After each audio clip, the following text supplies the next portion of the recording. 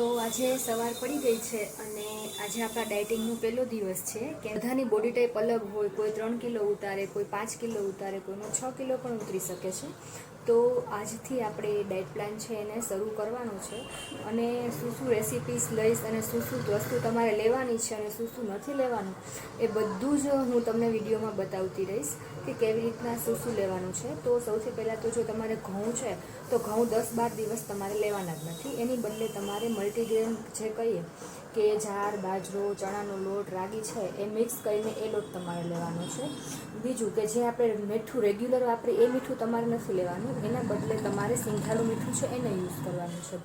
ત્રીજું કે આપણે જે ભાત ખાઈએ તો એ ભાતના બદલે તમારે બ્રાઉન રાઈસ અથવા તો ઓટ્સ કે એવું કાંઈ દલિયાને એ લેવાનું છે.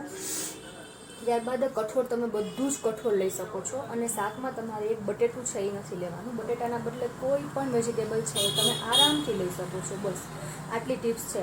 અને તેલ છે એના બદલે તમે દેશી ઘી યુઝ કરી શકો, માખણ કે પછી એવું યુઝ કરી શકો, પણ કોઈ રિફાઇન્ડ ઓઇલ છે એનો પણ તમારે યુઝ કરવાનો નથી. અને ખાંડ, આ 10-12 દિવસ ખાંડ તો બિલકુલ નથી લેવાની.